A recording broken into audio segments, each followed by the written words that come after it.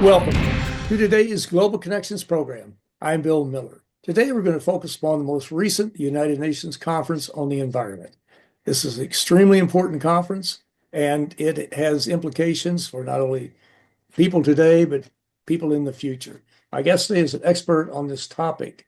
Felix Dodds has been a leading thinker in the area of global governance and sustainable development for 30 years. He is now an adjunct professor at the University of North Carolina.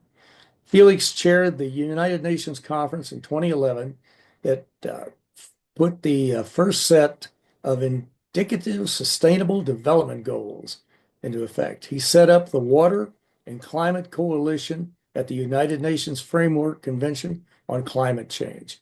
In 2007, he attended a number of UNFCCC conferences of parties, including COP29, held in Baku, Azerbaijan. And of course, that is what we're talking about today, the Conference of Parties. And this was the 29th Conference of Parties. Is that correct? It was just this past year in 2004 in Azerbaijan. That's correct. Yes. Well, great. Well, let's just jump right into it, Felix. You've covered these, and you know what is developed out of them. The one thing before we get into an overview of it, some commentators have said that so many of these conferences have been held in countries that depend a lot on fossil fuels, and of course, this last one, as I recall, there was a record number of fossil fuel companies in attendance at that. And one thing we're trying to do is to move away from fossil fuels and to get into clean energy and batteries, solar, wind, those types of things. Does this have this fact that there's so much fossil fuel influence, does that have such an impact on the conference? Well, I think it's important for the listeners to understand how the countries are chosen to host the COP. And so it works around a number of regional groupings. So COP28 was the United Arab Emirates, which itself is an oil state, but it was selected by the Asia group. It was their turn to host the COP. And so they made the decision that that was the country that they wanted in their grouping. And for COP29, it was an Eastern European turn. And there'd been suggestions that the Czech Republic might host it, but Russia vetoed that within the grouping and said it had to be a non-EU country. And so Azerbaijan and Armenia were the two initial candidates, and Azerbaijan hosted. Of course, we know that COP30 is in Latin America and the Caribbean, and it'll be Brazil. And Brazil is not so much oil producer, though it does produce some oil. It does a lot of hydro. And then COP31 will be in the Western European and other group. And there are two candidates, Australia and Turkey. And of course, Australia is one of the major coal exporters. So if you were looking to have a country that was less fossil fuel dependent, then you'd be looking to Turkey to host it, I think. But sometimes having countries that are an oil producer might actually have an impact in the sense of they can take a lead to move forward. So we saw two things at the United Arab Emirates. We saw the language regarding fossil fuels kind of move forward. We had it such that it was in a just, orderly, and equitable way. And we also saw the loss and damage fund agreed. And for the Azerbaijan COP, we got the agreement, which was really important, on Article 6 that deals with the carbon market. So sometimes it can act as an opportunity, a bit like Nixon kind of getting an agreement on China. That's right, going to China. Exactly. That's very, very true. That is a possibility. Yeah. Well, let's talk about the conference itself. And Sure. What was the main purpose of this conference of parties, COP29? Sure. I mean, it was huge. It was 65,000 people. And some people argue it's a little bit too big, but I think they play a particular role. The conference had as one of its major focuses to try and sort out the issue around carbon markets, and it managed to do that on day one.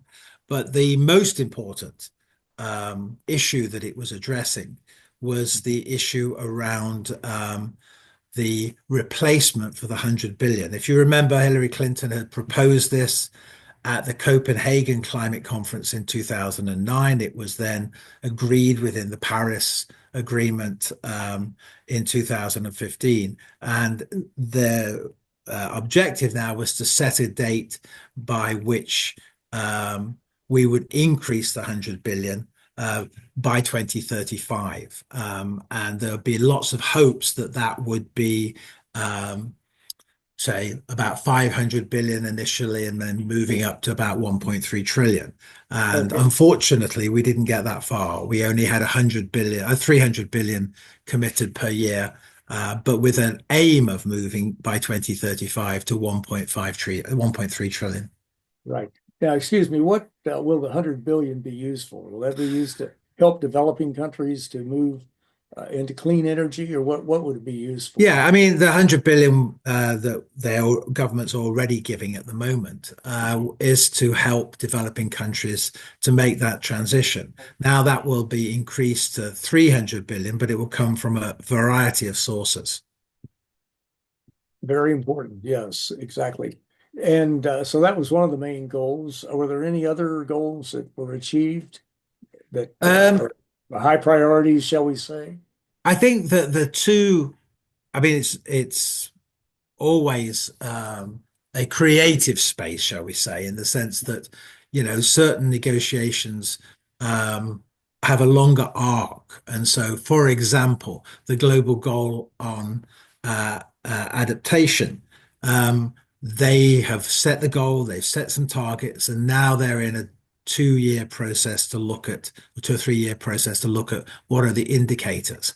And so that moved forward a little way. But the most significant is the setting of the new financial goal. The other important thing with the carbon markets is that now they can start to trade. Well, the impact of President Trump on this, we'll have to see. The other aspect of any COP is that you have this amazing space where there are a number of pavilions by different organizations or countries, which they have their own set of events that are happening on there.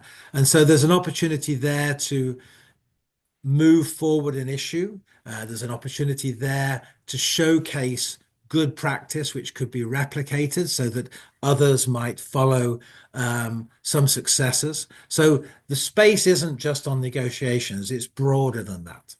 Mhm. Right. Now, you mentioned the Paris Climate Agreement and President Trump. He has already pulled out of the Paris Climate Agreement. What impact will that have on this whole discussion? I mean, it already had some impact because we already knew that that was his policy. The election happened before the climate conference in Azerbaijan, and so there was definitely a somber mood there at that time, and people were trying to work out what did this mean for funding. So, I mean, clearly the US is a major funder for the climate fund, the Green Climate Fund. Biden announced, I think, in 22 that they would give something like 3 billion. He fast tracked, I think, 2 billion of that. So, though President Trump can only probably stop the last billion from being sent to the Green Climate Fund. They're a funder of the Secretariat, and so the Secretariat's now going to have to look for new funds as we move forward, and I'm sure that's going to be much more difficult. And then I think it's just a recognition now that we have lost the 1.5 degrees. There's no way without the US kind of taking a leading role that we will keep temperature under 1.5 degrees by the end of the century. So we're looking at a two degrees or maybe more world, and that has huge implications, as you know. Mhm. Yeah, we always try to be optimistic, you and I and on people on this program, but the fact that we're losing so much ground with this climate crisis is what it is.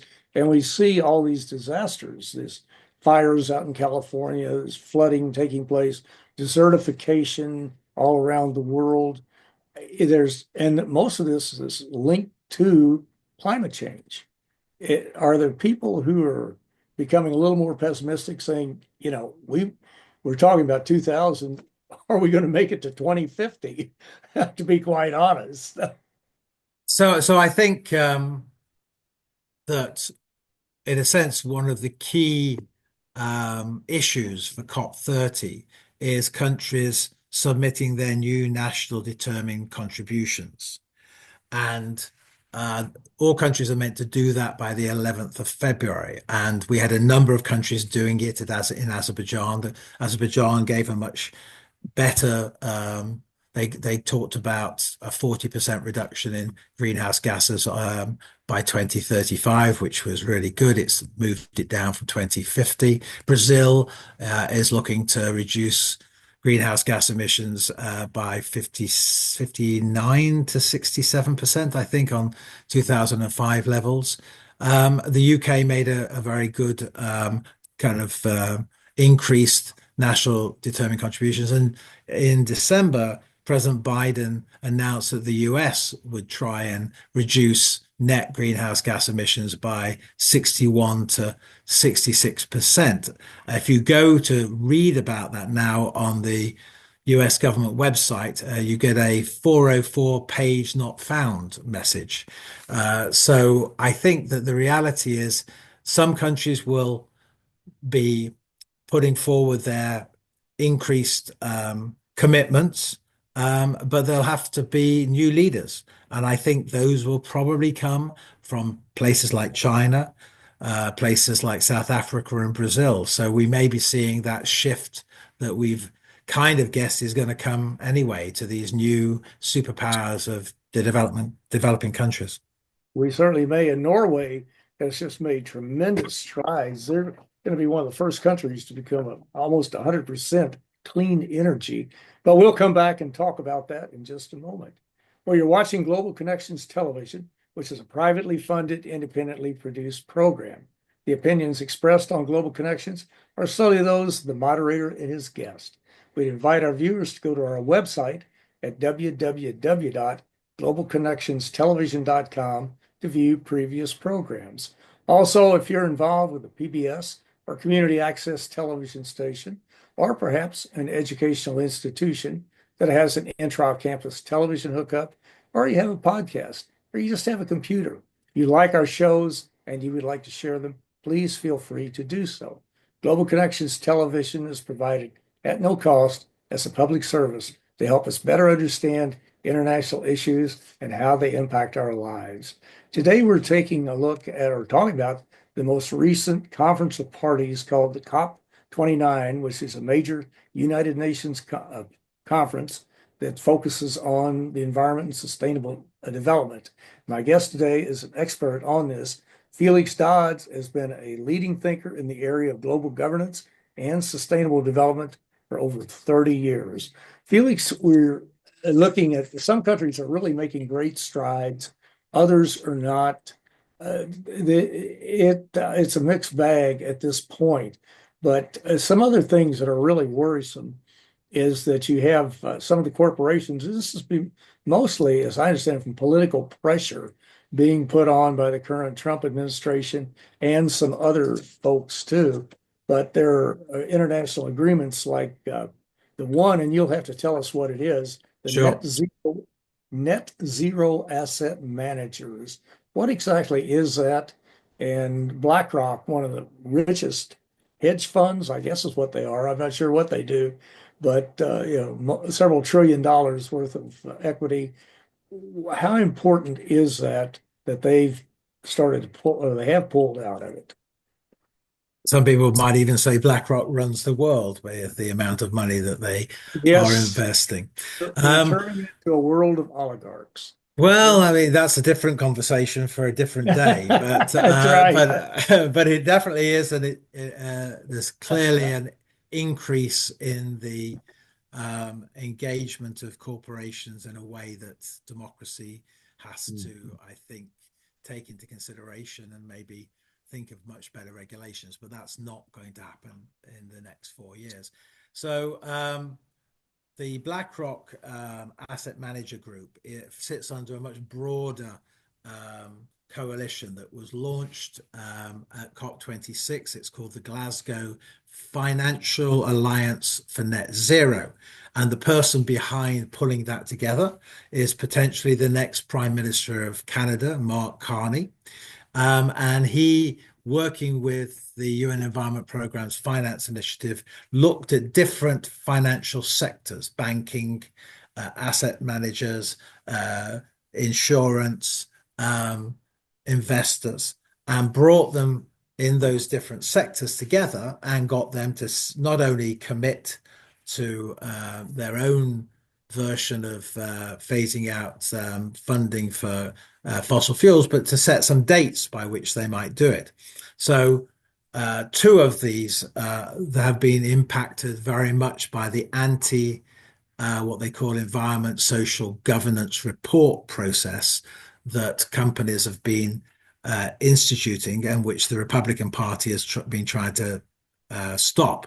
And so the biggest impact as numbers will be the Net Zero Banking Alliance. And so they've lost JP Morgan, Chase, they've lost Goldman Sachs, they've lost Wells Fargo, Citigroup, Bank of America, and Morgan Stanley have all pulled out since the election of Donald Trump. And on the asset managers side, it's not just BlackRock, it's State Street Advisors, Franklin Templeton, and just most recently, since BlackRock, Northern Trust have pulled out. And they're all pulling out because they're worried about being targeted by a Trump administration. So I think here we see a really easy example of what President Trump being elected for a second term will have on, in a sense, getting the markets to move in the right directions. And so many of these companies and corporations that are really bending to political pressure, you come right down to it, almost political blackmail, if you want to put it bluntly, they're going to suffer millions and billions of dollars over the next 10, 20, 30 years with the way the climate is changing, yet they're still doing it. And so you live you live with whom you live, I guess. I mean, so BlackRock kind of said, well, we're still going to do the stuff, we're just not going to be part of the thing. And so I think some of these, the more progressives, we don't know exactly who they'll be continuing behind the scenes to do what they can do. And clearly in the investment market, the movements towards investing in solar and wind, they're now far more competitive than the fossil fuel industry. So some of that will continue. And as we know, Elon Musk has benefited with the government subsidies for the Tesla, and he's now trying to persuade President Trump to take away those subsidies for the other car companies. So we'll have to see if that succeeds. I think it's a very, I don't know, insecure period, but also confusing because we're not exactly sure what's going to happen. We've seen there's a freeze now with USAID on new projects. And so all of that stuff, Project 2025 came forward with, will, I think, be the new policies of the Trump administration. It certainly appears that way, no doubt about it. Now, the next COP conference is going to be in Belém in Brazil. What are some of the major goals? What do they hope will come out of that conference? That'll be in November, I might mention. That's true. I mean, but I thought they'd move it from Belém to Rio because as of last year, there were only 24,000 beds in Belém. And so I don't know how they're going to cope with the numbers that will want to go, because being it a Latin American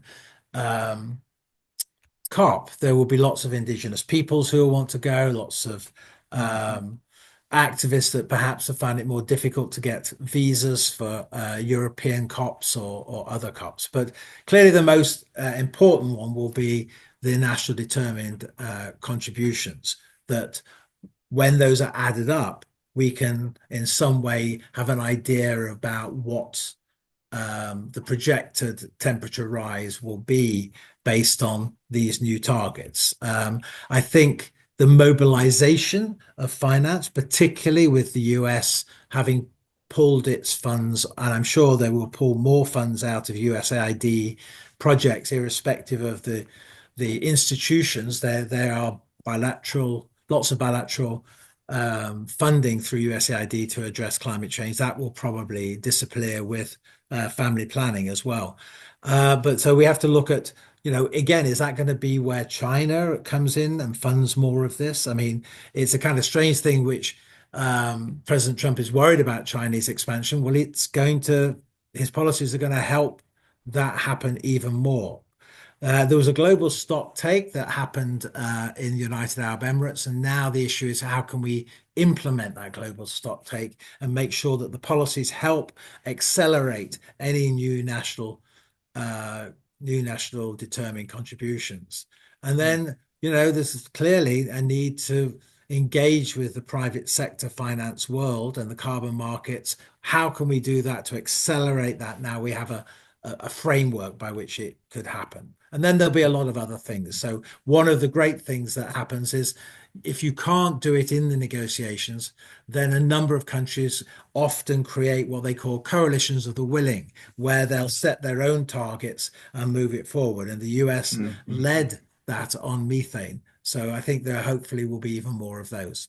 There certainly will be. And you mentioned that when there's a void, for example, when President Trump pulled us out of out of the World Health Organization when he was president the first time, the Chinese were more than happy to fill that void, and they gained quite a bit of let's say a bit of a foothold. And that's what happens when you're not if you're not discussing the agenda, then somebody else is going to set it. And so it's really counterproductive not to participate in these organizations. And we're already worried about they're also pulling out of the negotiations around the pandemic treaty. And Right. I'm not completely convinced in the end he'll pull out of the whole of WHO. The Regional Health Authority for Latin America and for the Americas, he may try and keep something there, but I think he's identified UNESCO, he's identified the UNFCCC. There have been positive comments made by his ambassador to the UN on UNICEF and the World Food Programme. We'll have to see, how it all falls out in the end, but it's going to be a tough period for the UN. No doubt about that. You're absolutely right. Yes. Well, before we run out of time, you've got so many books that you've written in the past, and we don't have time to discuss them all, but you got one coming out in July, Environmental Lobbying at the UN, Why It Matters and How to Do It. In the last minute or so that we have, can you give a little overview of what is going to be in that book? Yeah, I mean, I think the UN processes can be very opaque to people coming for the first time. And you can spend a huge amount of money going to these events and not understanding how to influence it. So Chris Spence and I have put together a guide basically to help you to understand the process, understand when you have to engage in that process if you want to have some impact. So we hope it's going to help that next generation of Felix Dodds and Chris Spence to be able to land on their feet when they go to their first meeting at the UN and have a big impact. That would be very helpful, no doubt about it. Well, in our last 30 seconds, do you have a message for our viewers as to the outcome of COP29 or any other COP30. message yeah, COP30 coming up, yes. I think the Brazilians will do a really good job. I mean, they did the same for Rio Plus 20, and a number of the people from 2012 who made Rio Plus 20 a success are managing the process for COP30. So I have a lot of belief they'll do a good job. But the listeners should understand that the COP presidency is still Azerbaijan, and it doesn't change to Brazil until the first day of the COP in November. And so Azerbaijan is actually not doing a bad job. And they're working with Brazil for a smooth transition. Yes. Well, Felix Dodds, I want to thank you so very much for a very interesting and a very informative program. My pleasure. My pleasure. I'm Bill Miller. Thank you for joining us today on Global Connections Television.